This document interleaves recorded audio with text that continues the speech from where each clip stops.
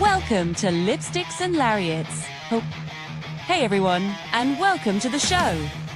Are you a massive professional wrestling fan? Do you find yourself screaming at the TV, cheering for your favorite superstars, and analyzing every single match? But maybe you feel like the conversation is always dominated by the same voices.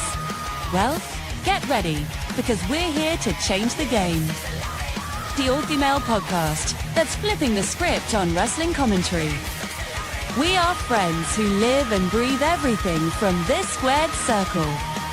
We're talking about the high-flying action, the epic promos, the shocking heel turns, and the drama that happens both in and out of the ring.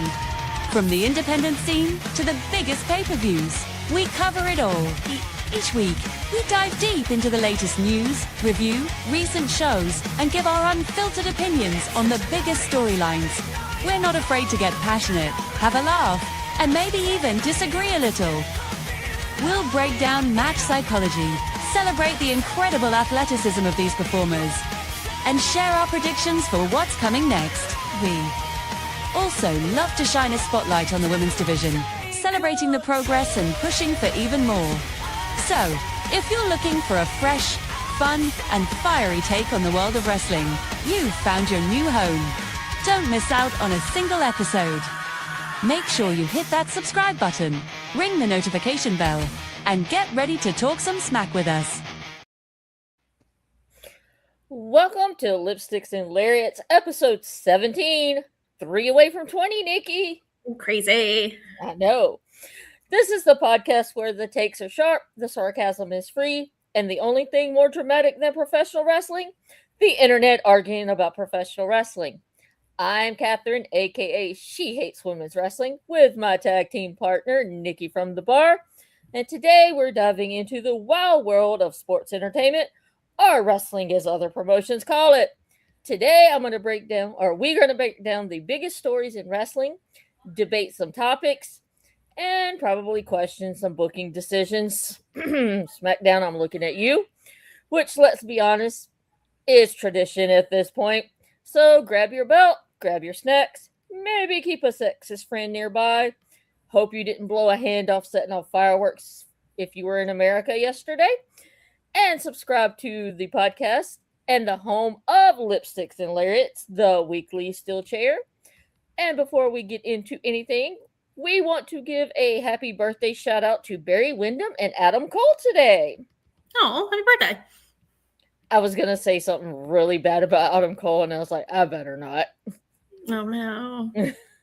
So, as you know, Nikki, Top Rope is our first segment where we discuss some news, and right before we hit live, we got some news. Yes. So, according to Tree Licking Sap, Sheamus is set to leave WWE as his contract is expiring.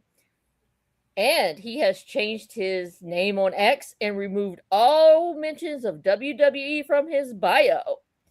It also seems that TKO approached him about restructuring his contract, and he swiftly said, "Fuck that, I'm out." So your thoughts on this news? I mean, good for him. For someone that has the kind of pedigree that he has, a history there, and then for to be like, oh yeah, it's the same as the New Day. It's like betting on yourself. Like, oh yeah, we're just going to restructure. You'll stay and you'll just be over here. And it's like, no, I'm going to go bet on myself. Like, I'm not done. And I feel like they're kind of would wind him down. I don't think we'll ever get to see him in the IC belt, was just a little sad. But I think we're, like, stay because we don't want you to go anywhere else, but we don't want to pay you to do anything. And they gave Dominic a year with that IC belt and really did nothing with it when they could have let Sheamus have it. I know, I like Dom with the IC belt, though. But I get what you mean. But, I mean, he really didn't have any competition, and I guess they were scared to let him fight Sheamus. Yeah. Also, not building up people, but what else? That is true, too. But, yeah, that come as a shocker. Yeah. All right, so it seems Night of Champions had a match that had some blood in it. Oh my gosh. Well, if you go back and watch the replay on Netflix, they have blurred the blood out in the Seth Breaker match. Mm-hmm. They also changed the holy shit chants to "This is awesome." I mean, they're trying to be family friendly. I feel like Netflix doesn't want that on the live thing. I get it. It's not the first time they changed a chant. Not the first time they blurred out something. I get the family friendly thing, but it's just blood. I mean, does your kid not get a scratch and it bleeds? Well, I guess kids don't ride bikes and fall off them like we did back in our day. Right. The scraped knee is very different than a guy's head gushing. Not that it was really gushing, but you know what I mean.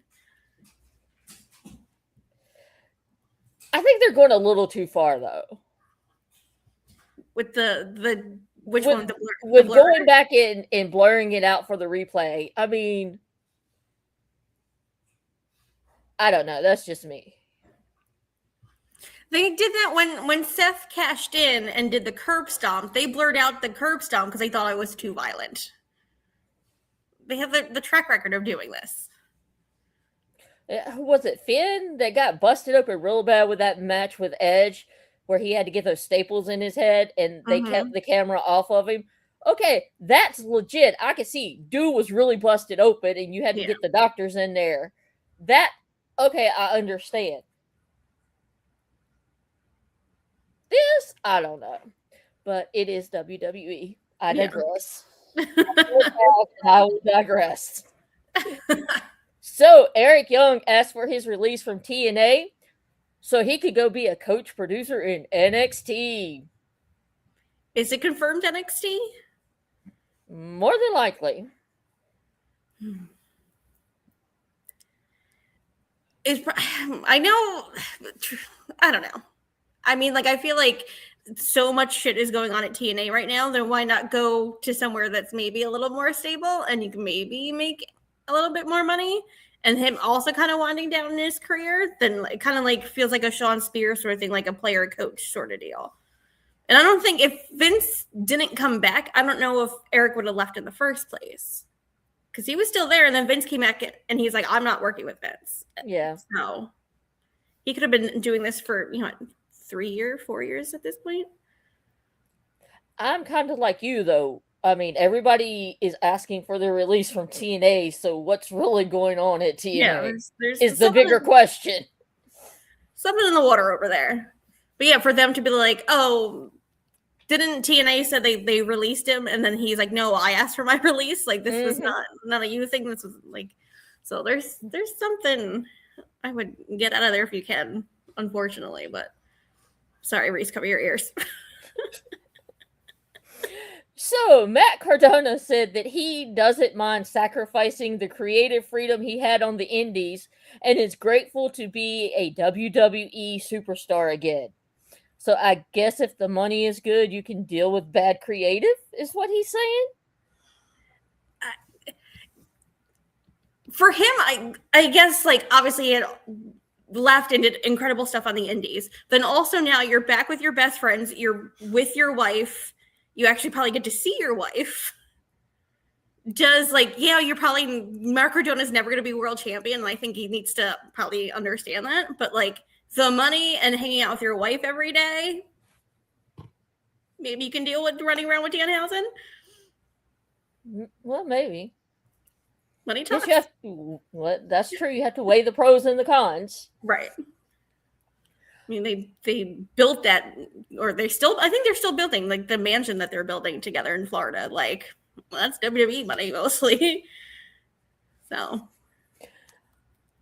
All right. So, my next topic is consistency. And what I mean by this, where are the WWE fans complaining about the Sammy versus Cody championship match that is going to be given away for free on Raw Monday?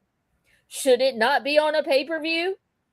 But people were bitching at AEW for making the MJF and Omega match for the title on Dynamite not a pay-per-view match. Why are people bitching for getting pay-per-view matches for free? I just want consistency. I think that's weird. We'll never get consistency from the internet. Well, that's true. They're a bunch of fucking babies. I don't know. I'm here for it. If you're gonna say and maybe I'm giving myself away for my rant later, but you do it for one, you do it for the other. I love both and want to cheer for both and also criticize both. Like, I don't get the tribalism. Like, you're getting it on free TV. Both are Exactly. If it's gonna save me $50, I'm good. Yeah, like, I don't know why we complain about a pay-per-view match for free. Well, Again, also, not only are they doing Sammy Cody, they're also doing 2 other title matches on Monday Night Raw. We're getting the Women's IC match, which will feature Sol Ruca versus Raquel, which will be a botch fest, and the Street Profits versus Braun and Austin's Sexy Abs I Want to Lick Theory. Yep, those things are happening. Again, So shouldn't those 2 matches be on a pay-per-view too? They're title matches. they should be. I mean, like, those are very underserved divisions. The tag team division is not non-existent. That is true. They don't do anything with their women, so I'm excited. Let's have all the matches. I want to see defending champions. I hope this shakes up those divisions with these matches. I just want consistency. If you're going to bitch about one, you need to bitch about the other. Well, the tribalism is real, and I don't understand it, but it is real. I agree with you, Mo. I agree with you. The Fed drones are not going to ever quit bitching about AEW. All right, so we hear that the Bloodline story is expected to extend past WrestleMania 43 in Saudi. Only thing I got to say is, dear God. I know. I'm hoping if they're going to keep it going, it's not around the belt. I hope WrestleMania 42 is supposed to be Rock Roman, and it'll be all about the bloodline and who controls the power and who controls the family, not the belt. Yeah, this is A one broken story dream. that doesn't need the belt. No, you have Rock's fake people's belt thing. Yeah. All right, so everybody bitched about Forbidden Door being so long. Tony Khan was like, fine, I'll give you an hour earlier start for Redemption. But does that mean he's going to add more matches? I am going to yield my time, and I have that for my rant later. Which leads me to our hot tag, which probably is your rant.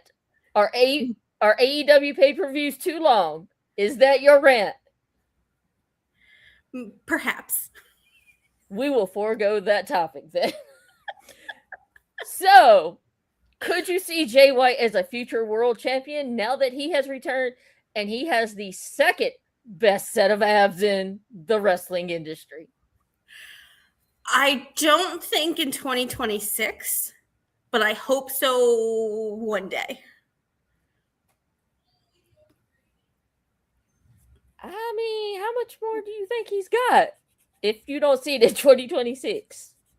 I mean, like, I hope you finally just got back, and that seems so, stacked right now. I feel like I could see it at the end, near the end of 2026, going into 2027. like he wins it at like World's End. Yeah, maybe. I could deal with that. I wouldn't be mad at that. Like, again, I want to see him with the belt. I just like with going into Wembley, I just feel like that whole scene's kind of set, and I don't know if you can like slide him in right now, but towards the end of the year, I wouldn't be mad at it. Maybe even like a full gear World's End sort of thing. Okie dokie. Well, it seems, and I want to know your feeling on this. Okay. Do you feel that Leo Rush has gotten over with the crowd with his new character, even though it's not some fans' cup of tea? It literally makes me upset. It freaks me out. I don't like it. I literally fast forward through that match. I was like, I heard it's great. I know people love it. Like Nick is a huge fan of it. I know it's over. For me, it makes me upset. I don't like the eyes. I don't like there's his face, the eye, like the context makes me physically upset. I was like, I can't. No, let's not. I don't do scary things. It makes me like uncomfortable and I have to. But I get if that's your cup of tea. I don't want to yuck someone else's yum. I'm like you, it's not my cup of tea, but I can admit he has gotten that damn thing over with the crowd. 100%. Like when he kind of came out of that poor thing, was he like in that bag the whole time? Like but him like popping out of the bag, like he gets the reaction. It's just I think he was in the bag as they were carrying it down the ramp because that bag looked really heavy. Yeah, and then he's just in that bag the whole time. But they also didn't have it zipped all the way, so at least he could breathe. Yeah, but no, I get it. It's super over, but not my jams. Yeah, I don't do horror neither, so no, I can't. No, thank you. It freaks me out. Yeah, I don't watch horror movies. Nothing. Nope. All right, so WWE is running back-to-back shows on August 30th against AEW. They are doing a AAA show and an NXT show. When are they going to learn to stop trying to counter-program AEW? Never. That's what they do. That's what they always did. That's why the WWE is the WWE, because they always counter-programmed. But I mean, aren't you setting up NXT to kind of fail? I mean, like they already went to. Are you going to watch AEW? If you're not a diehard tribalistic one or the other person. We watched AEW and I recorded American Bat. No, whatever. I haven't watched it, but I recorded it. But like. That's why there's so many options now. You can watch the one thing, you can record it and watch the other thing later. But I don't think they're ever going to stop. So it seems that a new wrestling promotion called Produce Wrestling sent the indie wrestling world in an uproar as they said if a talent cancels an existing booking with them for another independent contractor gig that isn't a full-time contract, all future bookings will be terminated. Are they correct? I mean, like, I get it. I don't know how big is where's this company at? I've never heard of them. They just started. It's a startup. Oh, okay. So that's a little big for like if GCW said that, I'd be like, okay. But like this new thing, I don't know. Like I get it, you want to protect your own company, but then you're also kind of could potentially burn bridges that you're trying to still build. And then if obviously the wrestling community talks, if I know you treated my friend badly, why would I want to come to your promotion? But then I also get that I promoted a thing, you were supposed to do a thing, and then you left for a better thing. So I can see both sides of it, but I just feel like it's a little aggressive for a new startup. I'm like you, I can see both sides. I'm glad that somebody finally came out and said it though. Yeah. Because a lot of wrestlers, indie wrestlers, will take a gig and then they're like, oh, well, I got something closer to home. So fuck you, I'm going to do this one.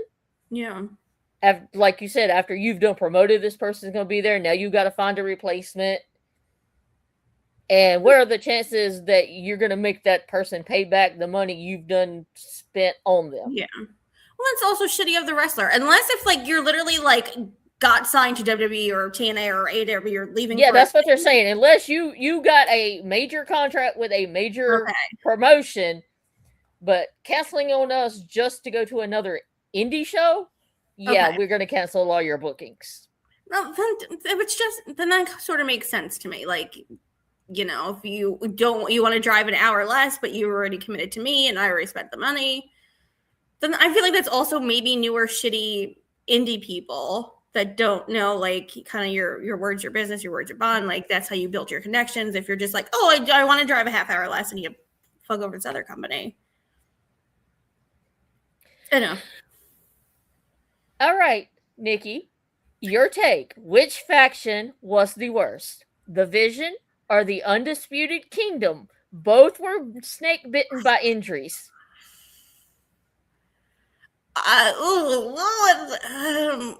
Fastest thought first. I'm going to go Undisputed Kingdom. I don't think that, at least the Vision kind of did some stuff. I don't know what they did. Yeah, I'm with you. I think the Undisputed Kingdom just seemed like a mess. Like, I guess the whole thing, like, because I do love Roddy, and him just yelling for Adam was funny. But like, they didn't do anything. He was injured, and like, they didn't really do. Oh, why am I forgetting his name? Taven and what's his face? Mike Bennett. There you go. I was just saying Maria Kanellis' husband. Like, they didn't really do anything with them. I know. I love me some Matt Taven. I call Matt Taven Penis Popper because every time I've seen him at a live AEW event, the only thing you can see is his penis staring at you when he stands on the rope. I'm like, boy, you need to put that away. So I nicknamed him Penis Popper. Oh, I didn't notice. I'm trying to think when we saw him. I don't know if we were close enough for me to know. I don't hate Matt Taven. I hate that guy who tried to explain who Matt Taven was to me. I've told the story in a podcast. Nick and I went to the G1 Climax, or the Supercard of Honor G1, whatever it was called. The main event was Okada, Jay White, and the undercard, the match, it was Taven, the villain who we can't talk about anymore, and whoever that third person was. And then, like, it was a ladder match. They were climbing up the thing, and the guy next to us kept explaining. He's like, "This is what a babyface does, and this is how." And he was like trying to mansplain wrestling to me. And you know, I don't play that. And I just really turned to him. I like screamed, and I was like, "Oh, really? Is that how wrestling works?" That would have been me, or I'd have turned around and said, "Do you mind shutting the fuck up?" He was just like, I don't know, all night he was just like talking to me. I'm like, I'm like, do not, like, clearly I'm here with somebody else. Like, stop talking to me. Stop mansplaining fucking wrestling to me. So that's like a joke in our house now. But I don't hate Matt Taven. I just hate someone trying to explain how Matt Taven wrestles to me. Okie dokie. So I digress. That's okay. Which WWE name would you like to see turn babyface? Drew, Solo, Theory, or Gunther, or someone else? I think out of that list, Solo. I sort of miss the jokey Solo we had, a year or two ago? I think he would be a good babyface if they just let him be. Because, like, again, like, he had that personality. And the same kind of like Roman. You show a little bit of personality, and it's like, no, you have to be a heel. You have to do this. Or just like early Roman, it's like, once you let him have a personality, then you have the tribal chief, and that's when he exploded. Like, you let Solo actually have a personality, and I think it would be a lot of fun. But I want Drew to say the tweener that he is, because he's so fucking funny.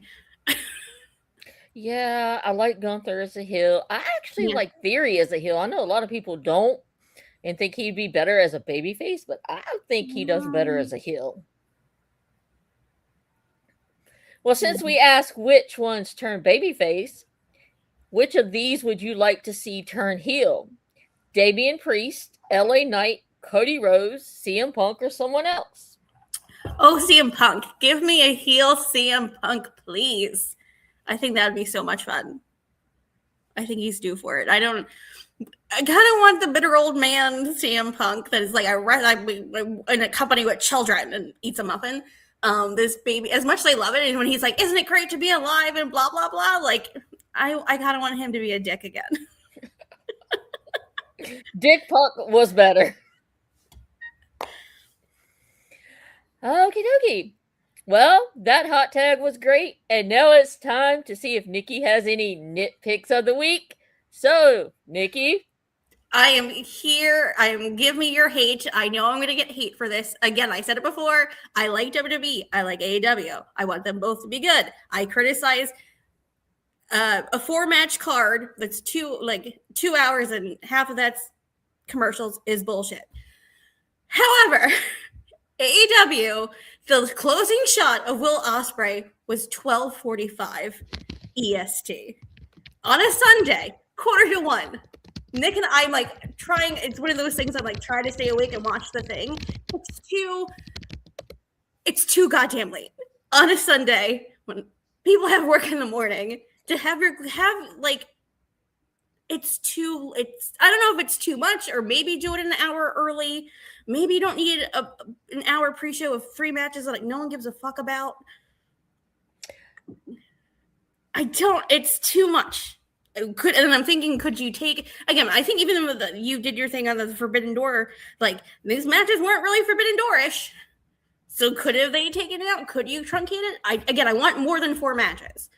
6, 7. I think a lot of those matches, the least amount of time one of those matches had was like 18 minutes. Yeah.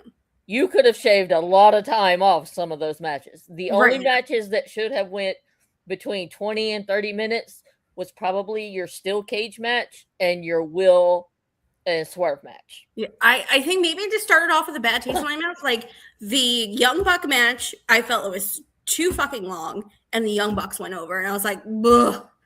And then I went into Kenny Saber, which it's a fun match, but I'm like, okay, Kenny went over. I was like, wow, no one on this card that's not an AEW is going to win, are they? And then you get Umino to win because obviously he's the champion, but that's like, it was just like, I don't know. There's so many, they have such good matches, and I love that they put on these incredible matches, but then it all kind of just blurs together if every match is 25 minutes and now it's 12 o'clock and I want to see the main event, but it's fucking midnight. I agree. Like my bed was calling. I was like, nope, gotta stay up.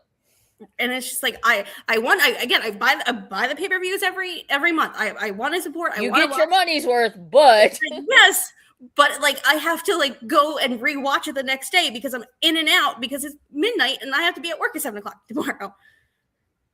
I don't want to be like it's to bitch like it's too much good wrestling because I want them to keep giving me good wrestling matches, and the card was good, but maybe we need to start a little bit earlier. Maybe less pre-show. Maybe just do a half-hour pre-show. Maybe cut down some match times. Yeah, because I don't think, again, every match doesn't need to be 15, 20, 30-minute classics, every 4,000 kickouts. Like, I don't, as much, I did really like the Mox Bandito match, but I don't need to see them bite and spit on each other for 20 minutes. Like, we need to kind of... It could have been worse. He could have been tickling him. Ah!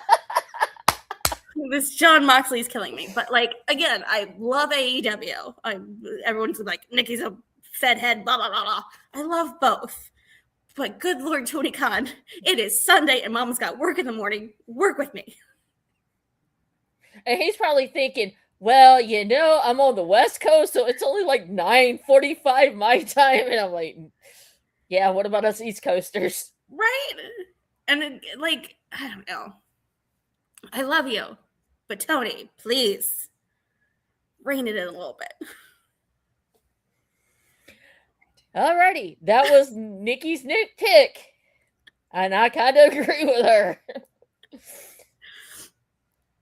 When you're falling asleep before the main event, you know it's gone too long, and those matches, some of them really needed to be shaved down a lot. Right. And it's just like, I just want to see Ospreay.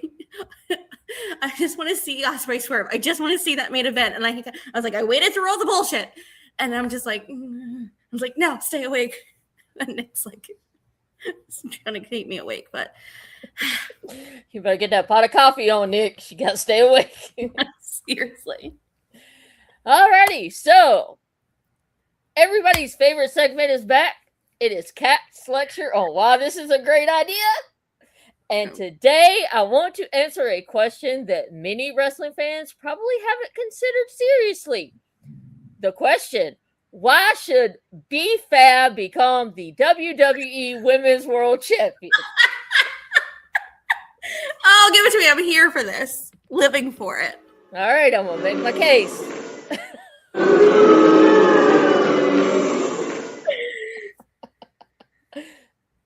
At first glance, some fans might dismiss the idea because B-Fab has not received the same level of singles opportunities as stars like Rhea Ripley, Io Sky, Bianca Belair, or Liv Morgan. But that's exactly why this conversation matters. WWE has repeatedly proven that the right story, right momentum, the right character development can elevate someone into a believable world champion. The first reason BFAB deserves a title run is untapped potential. Since joining the main roster, BFAB has primarily served as part of factions and supporting roles rather than being showcased as an individual competitor. Despite limited television time, she constantly demonstrates confidence, charisma, and natural presence. Championship material isn't about just executing moves, it's about making audiences pay attention whenever you appear on the screen. BFAB already possesses that quality. Secondly, representation matters. WWE has made tremendous progress in showcasing diversity within its women's division. Champions like Belair, Naomi, and Jade Cargill have helped redefine what success looks like for Black women in professional wrestling. A BFAB championship victory would continue that progress while introducing a different type of champion, one who succeeds through resilience after years of waiting for an opportunity rather than immediate stardom. Another reason, a fresh storytelling line. Let's be honest, WWE often rotates the championship among the same handful of competitors. While those matches are excellent, fans eventually crave something different. Imagine BFAB slowly climbing the rankings, upsetting established stars, earning a championship opportunity, and shocking the wrestling world by defeating the champion. Those are the kind of moments fans remember for years. We've seen similar success stories before. Liv Morgan captured her first world championship. Many people questioned whether she was ready. Through consistent storytelling and fan investment, WWE transformed her into a believable champion. Kofi Kingston's unforgettable rise to the WWE Championship showed that fan support and perseverance can outweigh years of being overlooked. Even Jey Uso's single breakthrough proved that someone known primarily as part of a team can evolve into a legitimate main event attraction. So, BFAB, she could follow a similar path. Finally, a championship should create new stars, not simply reward established ones. The Women's World Championship represents the highest level of competition. WWE should use that title to build the future as much as celebrating the present. Giving BFAB a careful planned championship reign would create fresh rivalries against stars like Roxanne Perez, Io Sky, Rhea Ripley, Tiffany Stratton, and Bianca Belair if she ever comes back. These matchups feel new, exciting, and unpredictable. Of course, BFAB isn't ready to win the title tomorrow. WWE would need to invest time in developing her in-ring resume, building meaningful victories, and giving audiences reasons to believe she belongs in the championship picture. That's exactly how successful championship stories are created. Now, the question isn't whether BFAB has already earned a World Women's Championship. The real question is whether WWE is willing to invest in creating its next breakout star. Sometimes the biggest champions aren't the obvious choices. They're the ones who surprise everyone. And BFAB has every opportunity to become one of those unforgettable success stories. That's it. You said it with a straight face. I'm proud of you.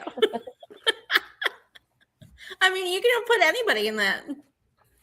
Any of the up and coming women, but no. I mean, like they had Carmella be a champion, and I love Carmella.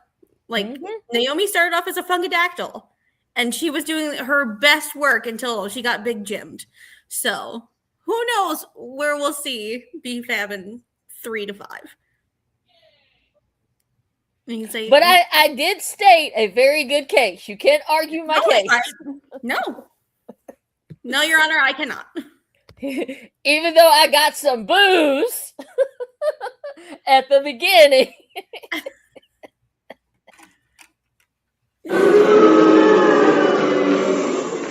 You have very sound evidence.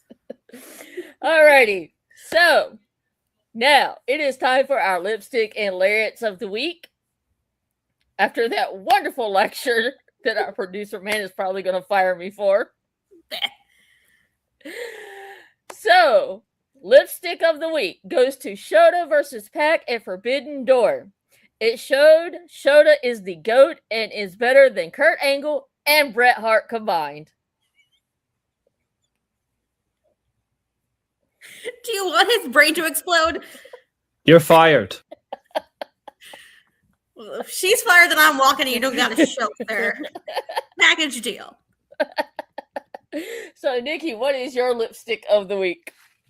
I am giving it's I guess the Bang Bang Gang, Jay White being back, him cutting that promo and all of them in the ring together, which feels like I know he was injured and the Guns were injured and Juice is injured. Just having them all and then with Ace Austin there, I just feel like all of them in the ring together, and I was like, that makes my heart happy. I loved his promo, and I'm just like, oh, I've missed this, and it made me happy. So that gets my lipstick this week. I want more. We just need to put them in bubble wrap so they don't get injured. Seriously. Not our Jay White. We finally got him back. Don't leave. All right, moving on to our lariat of the week. And my lariat of the week is going to Paul Heyman. How dare he treat Austin Theory like a redheaded stepchild? Heyman, I need you to get your shit together and treat Theory like the god and king he is. That was such a vicious breakup. It was brutal.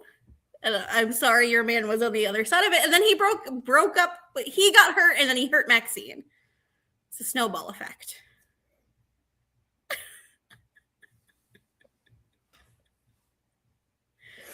All right, who gets your lariat of the week? I'm giving mine to Jon Moxley, which hurts my heart because I say it on all the shows. I do love Jon Moxley. But this version of Jon Moxley, again, strike one, tickling Pac. Don't ever do that again. 2, what is he giving out stickers and badges? Like, you're one of us. He's like, I don't give this to everybody, but you're one of us. And he gives him a patch. And I was like, that seemed really He's in the club. You're in the club, like it would have. And then when Alex Winter sewed on into his pants, so he had it on Dynamite. I was like, what? And now I just feel like he's like, have you ever seen the show Parks and Recreation? Yes. Okay, so it's a later season when when Pony acquired the other town, and then everyone in the park had a doppelganger, and it was Sam Elliott that was other Ron, and he had that voice, and he would like, you would ask him a question, he would like talk in riddles. That's what he sounds like. It's like, why do you like me? And he's like, well, if I told you, then I have to tell everybody. And a man has to, like, he's talking like the Ultimate Warrior, like the man has to come alive and has to protect and blah, blah, blah. I'm like, what are you talking about? You're a good promo. Why are you speaking in like riddles like a weird old man? Like, I don't like this version of Pac. If I wanted philosophy, I'd go read Plato. Like, I don't get this version of him. I don't like this version of him. I'm assuming Ospreay's gonna win, and then we're gonna circle back to this. But this is like riddle speaking, giving out stickers, tickling people. It's not my Jon Moxley. I don't like it. Okie dokie. Since we handed out those lipsticks and lariats, let's go to the main event. And normally we just highlight things from this week's show. Well, we're going to talk about some shows. We're going to start off with Forbidden Door. The cage match was good, but everyone knew Andrade was going to cost MJF. Mm-hmm. We got the return of Jay, my abs are sexier than your husband's white. With the Will Ospreay swerve match was everything I needed it to be. Mm-hmm. And I got Drilla Maloney, although he did have to wrestle Garcia, which should have been a squash match by Drilla. And the Mercedes Maya World match, it made Maya look like a star. Yeah. Anything from Forbidden Door you want to discuss? I feel so bad that she kept having her wardrobe stuff and like good on Mercedes to like have like to stall and pivot and be like, hey, look at me. But like, I don't know, girls, what is going on with your gear? I feel like every pay-per-view, there's some girl that can't have their stuff together. I actually really loved the circular cage. I thought that was something different, something cool. And Kyle coming out with a Nintendo as his weapon. Love. I thought that was super fun. Again, like Osprey Swerve was everything. Our maybe match of the year contender, my top 3 right now. I loved it. I had to go back and rewatch it because it was on so late, Tony, but great match. I guess, again, I just don't know if this Forbidden Door label should be on a pay-per-view. Maybe like how I feel with WWE and the Hell in a Cell, like we need to put that away for a little bit. Because again, to have like just one other promotion win. Yeah. But I mean, I did hear, I think somebody asked Tony Khan about this in an interview, and he said the logistics is so difficult. Like, you can't actually build a feud because you can't expect them to come over for 2 months and forsake their own company to build a feud. So I kind of get it, but I'm like, maybe we should table this and do it like every other year, every couple of years. But again, when you can make the logistics work. Like, I don't really need a whole big 6-month storyline to get to the one. If it's Forbidden Door, I just show up the week before, kick somebody's ass, and we're gonna fight next week. Actually, have it feel like promotions are fight. The only thing that felt interpromotional was Thekla. Like she's more fighting the other dude than the owner guy, whatever his name is, than the wrestlers. But like that felt like a storyline that had meaning and that felt like we were crossing lines. Like Cage and Cope and the dogs, that's the same thing. Like, I don't know. And then like your Owen Cups being at Forbidden Door, I just feel like if you just labeled this pay-per-view anything else but Forbidden Door, you would have had the same effect. I agree. Moving on to Monday Night Raw. Seth tells Roman he has never beat him, and now they're going to wrestle at SummerSlam. So, why the fuck did Oba win King of the Ring? Could have had Seth win to set this up. But no, you have Oba win, and then Oba goes, oh, fuck my title match. It'll be here anytime. I want to beat Brock Lesnar. Did anybody think that, Oba could get hurt? He can lose momentum, and they're like, yeah, we're not giving you a title shot anymore. You promoted that he was going to have a title shot at SummerSlam, and now he doesn't. And don't give me this bullshit. This was the plan all along. No, WWE, you fucked up, and now you're trying to cover your ass. But I am excited about Seth Roman. So I guess firstly, did he need to just have just to say he went from a ruler to a king and now he's going to be a beast slayer, which I'm sorry, Seth was already called that, and a king slayer. I don't know. I really don't care. Because again, I don't want to see, as it stands now, it can change. They're not ready to pull the trigger on Roman Oba, and no one wants Oba Sammy, Oba Cody. Like, that's just not where it was going. I need to know, are you going to be okay if Roman wins and beats Seth? No, I will not be okay. I probably will cry hardcore. I love that promo from Seth. I love him. He feels like a John Wick character. He's trying to be John Wick. I love him in this long black coat. I think one of his probably best promos. Just like my brother. I don't know. Everything about it, I love it. I would love him to win. I was like, I don't like Roman with this belt at all. It was created because you didn't come to work. And it's Seth's belt. He made it what it is. And Seth has a point. Seth never really lost the belt. He had to give it up because he was hurt. Yeah. And I would love for Seth just to be this little,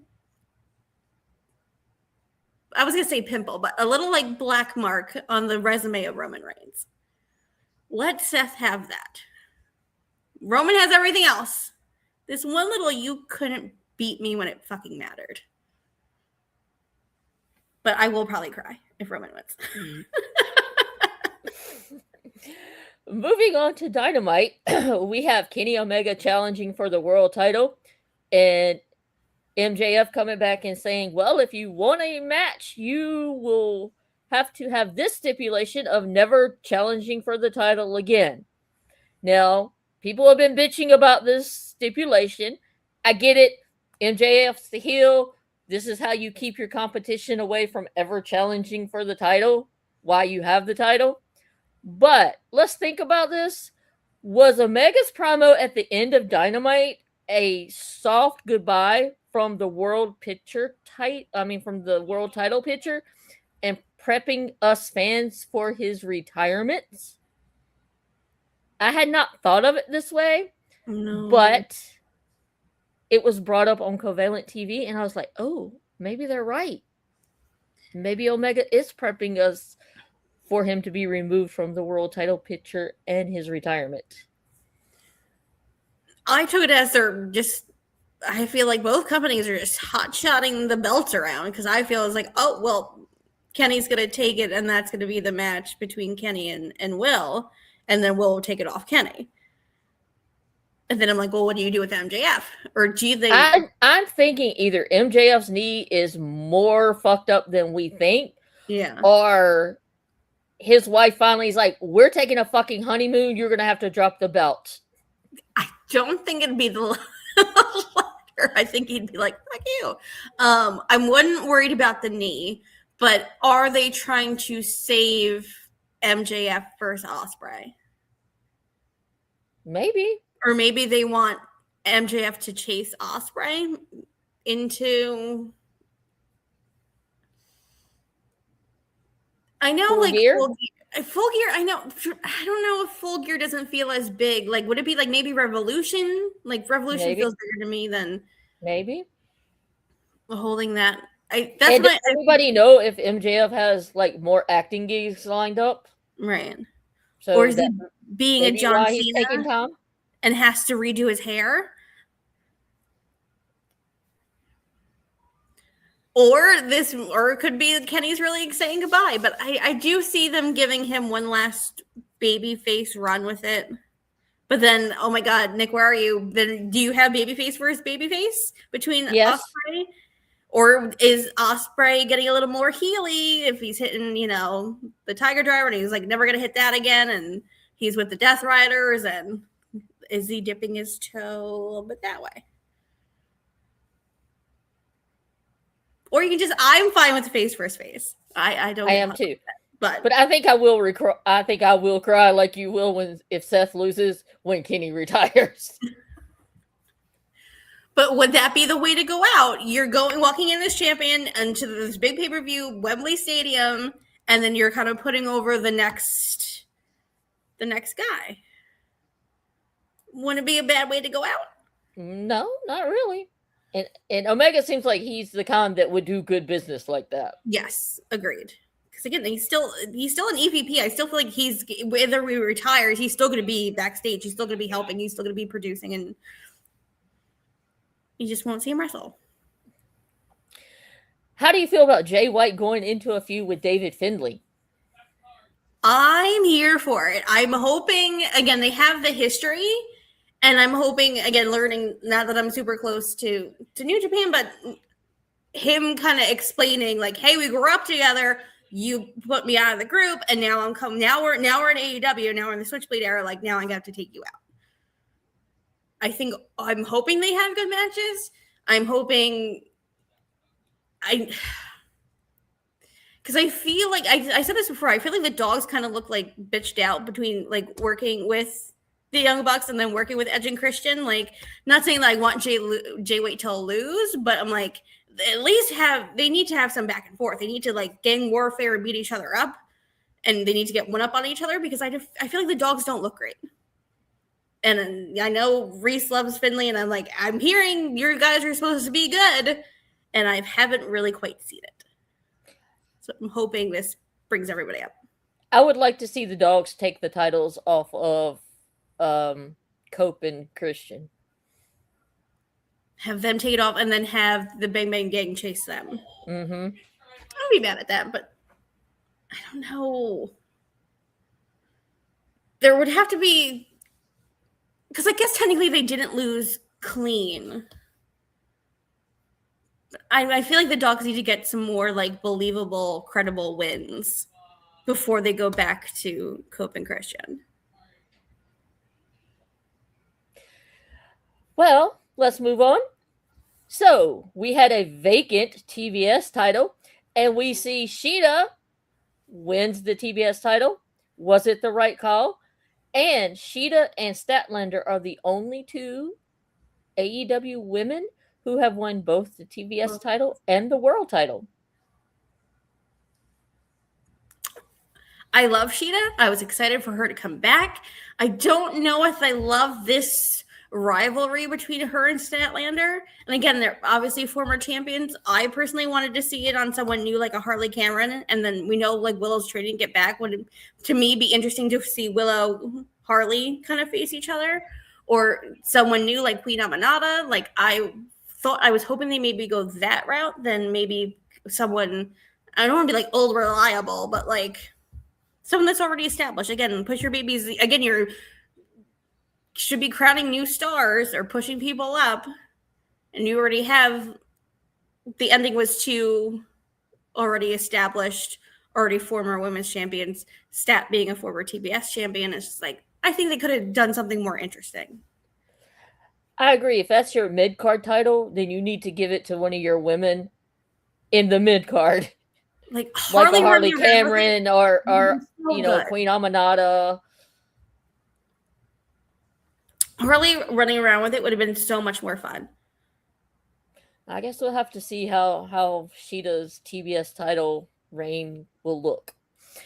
All right, so Will Ospreay, he takes the Death Riders patch and he wears it. So, is he an official member? Or listen, I have a theory, hear me out. Did he accept it as entry into the Death Riders only to destroy them from within?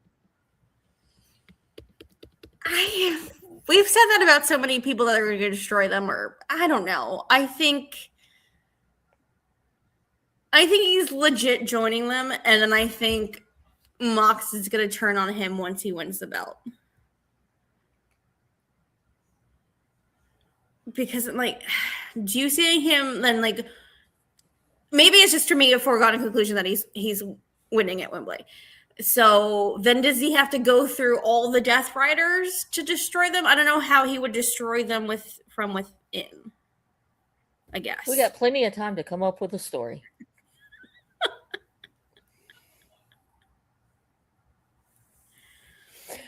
Moving on to Collision, which happened to be on Thursday this week. It started off with Drilla, I can make your wife a killer, Maloney.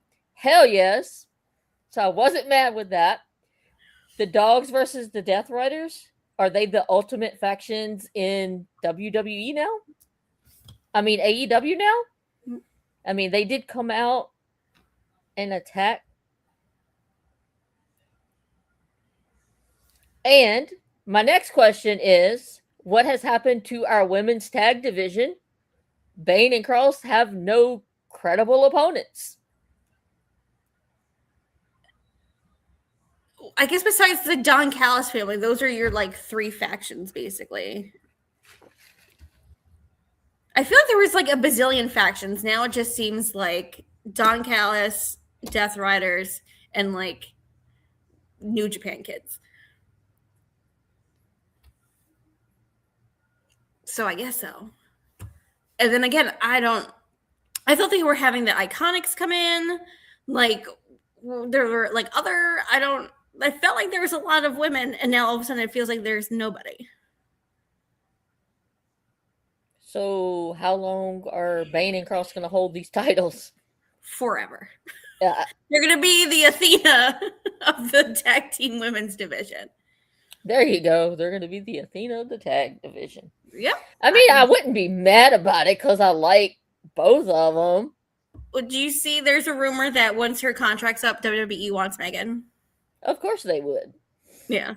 But then I'm like, would she be a Jade? Would they treat her like a Jade? She should be better than a Jade, but she definitely can wrestle better than Jade. Oops, did I say that out loud? The fuck I did. Have her come in and beat up Jade. I wouldn't mind that. No. But I don't know when her contract's up. I think she's probably got a while. Maybe. I'm not sure. I feel like she feels still relatively new, but I could be wrong. I would guess she probably has a couple more years, anywhere between 2 to 3 more years left. Yeah. Okay, dokie. Moving on to SmackDown. The Sami Zayn celebration was boring. And who the hell does he think he is telling Pierce that he should have a say in who his opponent should be? Sami Zayn, I didn't know, but you became GM of SmackDown. Also, all the women's matches on this show sucked worse than a horse sucking a dick for $100. Whoa! And Cody versus Jay, a #1 contender match. We all knew where this was going. Can WWE survive without Chody being in the title picture? I'm going to be Bob the Builder here and say, yes, you can. And is anyone looking forward to the Finn versus Tala? Okay. I did like the Sammy promo because again this chicken shit heel that was like I could call you an asshole, but I'm not gonna. I'm not saying it. I didn't say it, but you clearly said it. I love that. Also, Nick's Sami Zayn shirt finally arrived in the mail today, so look forward to him seeing that on Friday. I love Cody saying that, like, oh, I gotta bring, when Jay came out and was like, I have to bring this back to the family. He's like, the family, what year is this? And I was like, yes, what year is this? Can we please move on from all of this, all storyline? I know you're not a fan of Sammy, but at least it feels a little different than fucking Cody and the Samoans. Well, I have said Sammy is doing his job as a heel because he's making me hate him. Which, I mean, I hated him as a face, but I really hate him now. And we're having this match on Monday. It's in Chicago. Cody's gonna win, and Punk's gonna come out and challenge Cody at SummerSlam. And I feel like both companies are doing this flip-flop thing that I don't necessarily know if I want to see. Cody Punk doesn't need a belt right now. And then maybe just keep them away from each other. Like, I don't. Or does CM Punk come out and cost Cody and we get this heel Punk that we want? Maybe. And then maybe you do a triple threat? I know you don't like triple threats, but I would say this one would probably, as triple threats go, be a good reason to have a triple threat. A lot of triple threats, they just throw the other guy in there because the other guy just come out and says, I want to be in the match. Yeah, or there to take a pin. Yeah, so this one I don't think I'd be that upset if it was a triple threat. No, I would hate for them to take it off Sammy so quickly. I think let him get to SummerSlam, have whoever take the belt off him at SummerSlam, but like, I feel like he kind of deserves a little bit more time with the belt. Or I want to hear more promos from him. Something different. I don't know. I know I'm a Cody fan, but him finishing the story, I just feel like so diminished after all this hot shotting back and forth. Like, you put the belt on Drew. Drew should have walked in at Mania as champion, but he didn't. And now it's just like, oh, you drop the belt, then Sammy should walk into SummerSlam as champion. Oh, it feels like it's not gonna. I'm just like, okay, let's do something different. Or do we finally get Planking Man off of the plank and he calls Sammy? No. Them putting the belt on Gargano would be amazing. I do miss him. Give me black and gold Johnny Gargano. Give me that back in my veins. It would be interesting. He did take a picture of him and the belts and next to Sammy, and I feel like Candace was like, okay. So that would be great if he came out of nowhere and did something. It's something different, and nobody would be expecting it because they just think Gargano's there to lay on crates until his contract expires. Or is it the opposite? He comes out and saves Sammy. Maybe. And now is kind of like his... And then he can say, I saved your tail. I deserve a shot. Right. Or like, hey, I protected you from this match. This maybe keep them together for like a month or two. Like I saved you here. I saved you. Yeah, I saved your belt in Chicago. I saved your belt at SummerSlam. Now you owe me a title shot. Or I'm worried it's gonna be like a. And it would be a fresh story. I'm worried it's like a Festus thing. Like he's laying on the back, and then something happens, and he runs out and saves Sammy, and then like the next week we see him back on a crate, and then something has to happen to like resurrect him to go save like it's like a Lassie thing. Like all of a sudden he's in trouble. Timmy's in the well, and he comes like running out of nowhere. Mm-hmm. But at least it'd be different. Yeah. Is there anything else on SmackDown you want to talk about? I don't like that I missed. I don't, because you had last week Paige beating JZ Jane, which I hated. Now this week, then you have Lainey Reed, who has the least experience out of the bunch, then beat Brie. I don't know what's happening here. And I feel like it's going to be like, then on the other side for Tiffy's belt, I feel like that's going to be a multi-women extravaganza match at SummerSlam just to shove everyone on the card. They do have 2 nights to fill, so. But at least we're back to 2 hours. Yeah. At least but it still sucked. At least you only had it sucked for 2 hours and not 3. Yeah, that's true. Silver linings. We'll take the little victories where we can get them. Small win. Sometimes you just need a small win. Now that we have finished up with the main event, it is time for fan interaction. So I need you to get your questions in so we can get into our ringside fan turnbuckle segment. I think this show I've done Pop Nikki like 3 times with things I've said. I think so. Nikki's like, I'm gonna need a new host. No, never. Package deal. She's like, I can't. She's like, Sundays. Oh, I can't wait to see what Kat's got to say today. Seriously, I'm just like, I want to know what the lecture is, what craziness. I told you, I'm here for all of this. Here for it all. Mm-mm-mm.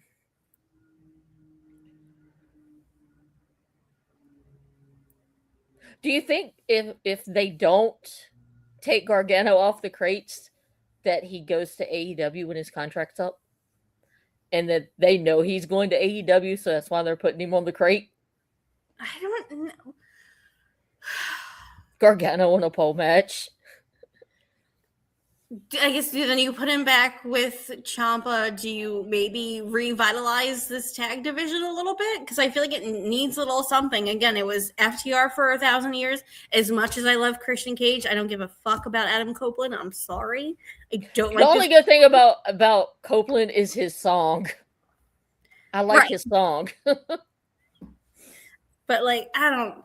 And then with the New Day or whatever they're going to be called, with Austin and Kofi going to be available, like that would be awesome. And then put DIY and then something new there. Motor City Machine Guns are supposed to be coming in, maybe.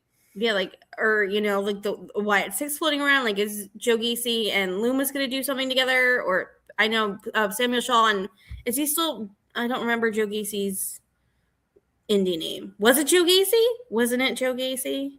I don't remember. It seems like 1,000 years ago. I don't remember. But like, I don't know. I'm still not loving the Tommaso Jericho feud.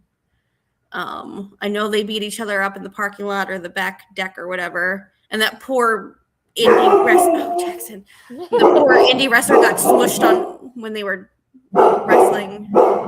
I know. We don't like Chris Jericho. Come here.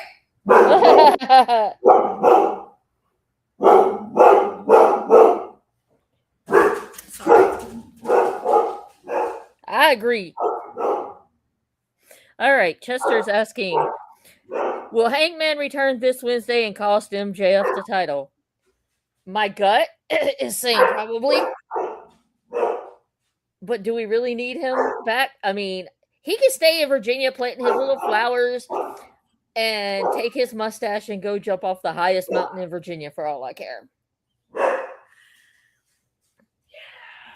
I I rather see Kenny win clean if he is going to win. I don't think you need to do Hangman here.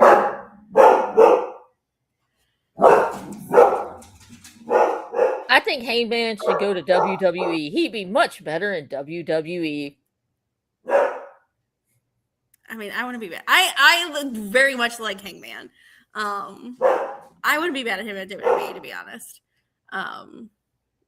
Because at this point, what else does he have to do in AEW? That's true. And we need some clarification. So, was it he couldn't ever challenge for the world title regardless of who holds it, or as long as MJF holds it? That's what I'm not clear on, because my understanding was he couldn't challenge for the world title regardless of who holds it. See, and I thought it was just for MJF. So that's what I'm saying. So we need some clarity on that. Right, because I feel like with Cody, it was regardless. Like, you can't touch this belt. But then when the Young Bucks were when the Young Bucks and Kenny were talking in the backstage, he was like, we already lost two people, two elites to this. So is it across the board you could never challenge again? Which it seems like a really fucking stupid. Well, Reese is saying that he could not challenge again at all, but it's a handshake agreement. Well, if I handshake agreement with somebody, that's my word and my bond. What are you barking at? Come here. Where does Sheamus end up? I don't know. I kind of rather see him go on a little sort of indie run. Like, if, Nikki Cross and Damo have, Progress up and running, it'd be cool to see him there for a little bit. I don't know if I would love for him to, show up in AEW right away. I would like him to see do other things first. Or maybe, show up at GCW and have, a crazy match with somebody. Yeah. That, to me, I think would be more exciting than maybe just showing up to AEW right away. Because I don't want him to be, just another, WWE guy that went to AEW. And I'm worried that that's what he would feel like. Mm-hmm. But whatever he wants to do. Or maybe he doesn't fucking do anything and lives his life. But I'm sure he'll end up somewhere. But I would like to see him do an Indies run. Yeah. Oh, speaking of MLW, so it's official that Bishop Dyer's contract with MLW is no more. So yes, what we all thought was going to happen, he is the man laying on the bed in the back of Danhausen's laboratory. Because he hasn't had... Okay, two things. I would love to see Baron Corbin back in WWE. I think Baron Corbin was very underrated. I love him very much. I his moveset is great. I don't think he's going to be the guy underneath the sheet for Danhausen. He has that match with JD at MSG, and it's in New York, New Jersey. That's going to be Big Cass and Enzo. And they're going to help him win or do something to fight against the JD is going to come out and beat up Danhausen, and then that's going to be the pop of Enzo and Cass saving Danhausen. Will be a big New York, New Jersey moment. I don't think it's going to be... I really hope I'm right. I don't want it to be Baron Corbin. I think he can come back.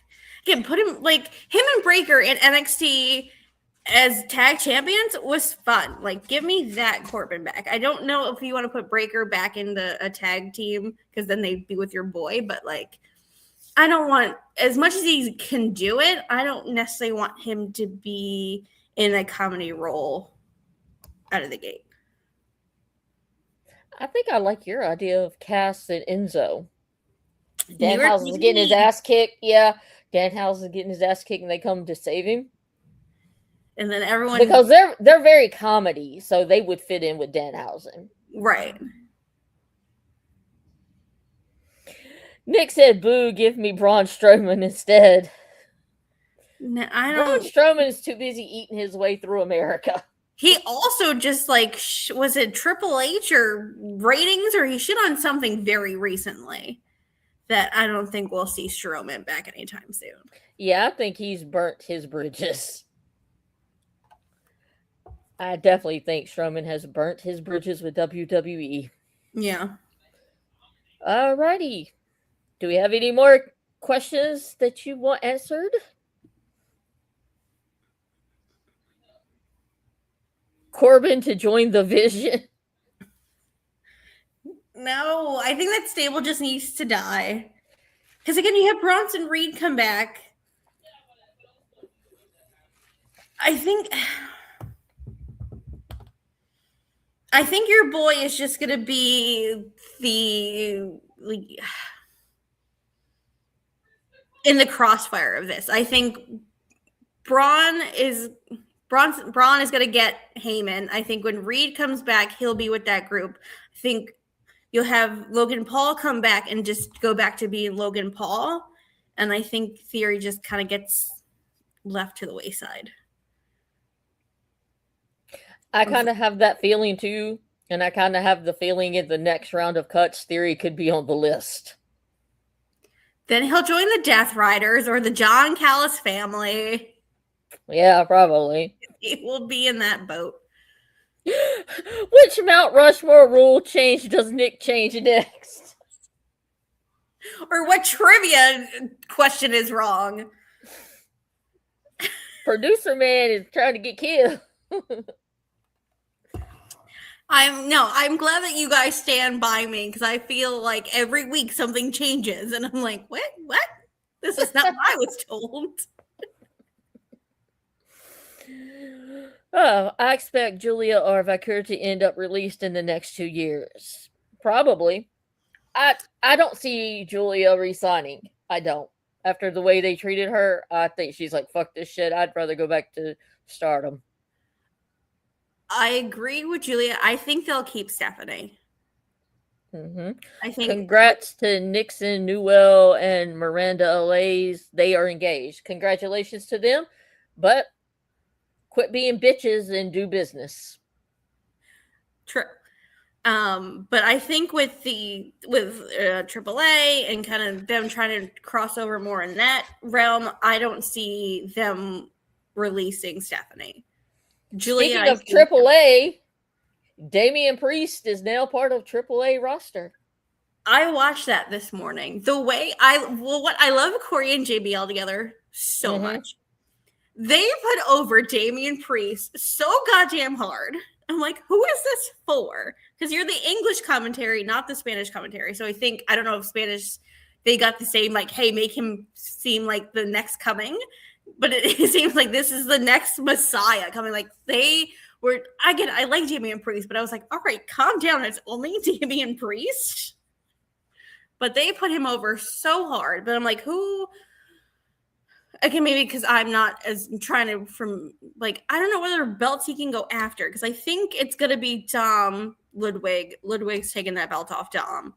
I don't know what their mid-card belt is. Maybe he beats Penta for Penta's AAA belt. What belt does Penta have? I forgot.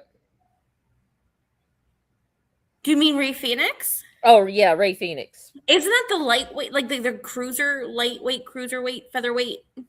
Isn't that I don't know. I just know he has a belt from them.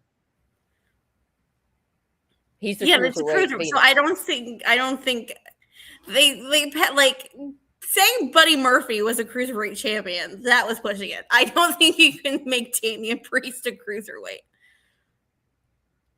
So it's WWE. They can do what they want. I'd rather see Priest versus Dom for Dom's title since Dom ain't doing nothing with it. I know, but then where do you put Ludwig? Or is he just? I don't know. We haven't seen him in a while. He's supposed to be there next week. He's fighting the new faction people. I don't know. I think it'd be more. Is it more of a AAA storyline for Ludwig to take the belt, or is it more of a WWE storyline that Damian Priest gets back at Dom for getting kicked out of the Judgment Day? Well, if you're going to wrestle in AAA, I would have Ludwig because that's more of the AAA story. That is my hopes. Vikingo is hurt. No telling how long he's going to be out. Oh yeah, He tore his knee again. again. Mm-hmm. Oh boy. On that match on SmackDown. With Ray. Mm-hmm. Do you think he might be a little more injury prone as well? I think so. Was this a And third? it sucks because I liked him. I've met him. He's really cool.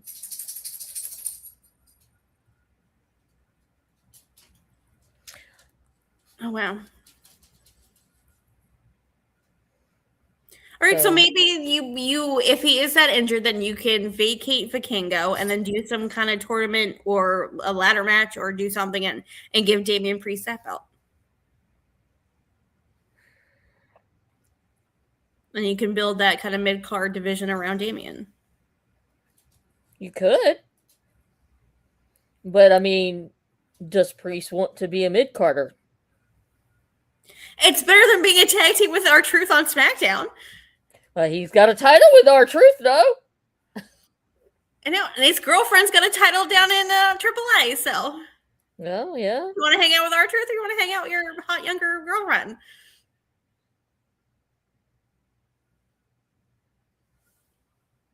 I don't know.